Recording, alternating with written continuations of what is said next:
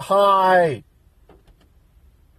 One of my subscribers who has personally confirmed to me he's a former mental patient.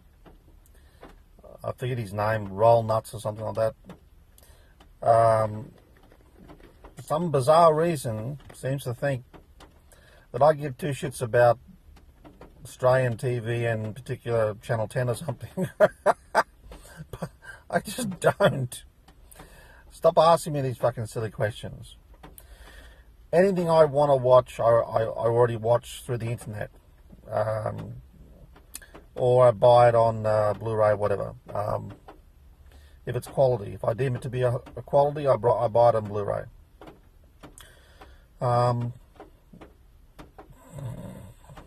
You know, in theory, as far as fucking hosting the event that Australians can't see, I guess is on Foxtel, isn't it? Well, just watch it there or go to the event or whatever. It's still, you know, in theory, these events are supposed to make sense economically. Remember, you spend a lot of money initially, but long term, you know, once the money's spent, you know, drawing a lot of people in, getting publicity for Australia and all that sort of shit. So it might be good for tourism.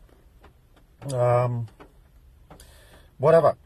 I don't really know. I don't really care, to be honest, about fucking Channel 10 or... And F1 sucks these days. I downloaded, just watch the start, and you know, there's very little fucking interesting on-track battles, are there? You know, what I was thinking about with Formula One was, why don't they make each manufacturer have 4 cars instead of 2 cars, 4 cars?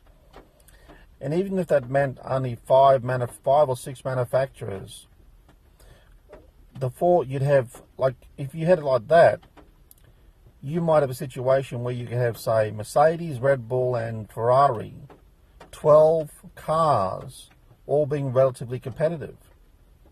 Whereas at the moment we've got maybe three or 4 cars that are competitive, or maybe more, maybe a couple more, but. And it's you know, it's just not enough. If someone has a bad race, and look at Kimi last week, didn't even start. I don't even know why.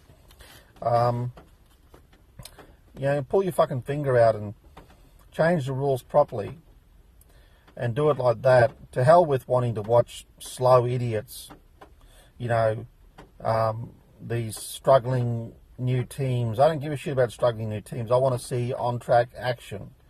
And I suspect if each manufacturer had to produce 4 cars and spend, you know, make sure the specs are identical, and you can do that through the stewards and regulations, and then you'd have just a matter of finding 12 or so good drivers, and there probably are 12 decent drivers, and you might actually have a situation where there's 5 or 6 people challenging for the win all the time instead of fucking 1 or 2. But generally, you know, if you're, you know, after the first pit stop, if you're leading by 5 seconds, you're going to win the race, unless something bizarre happens. That's just the way it is. How's that fucking entertaining? And for fuck's sake, do something with the sound. Fuck me dead. How the fuck could they've ever made a decision? I can understand making a decision to introduce curves and all that sort of shit, but to lose the sound quality. Fuck me dead. Oh no, I just don't want to listen to those fucking vacuum cleaning turds anymore, to be honest. So Formula One is nearly dead to me. When Hamilton and Vettel retire, I don't know. I really wonder if I'll bother to watch anymore. Anyway, now I've waffled on a bit. That's just, you know, an accident. Now, as far as motorbikes, you know, the earliest I'd have a motorbike is probably about 8 months away. And then I might, whilst I have that, I might save up and get another one, a more powerful one.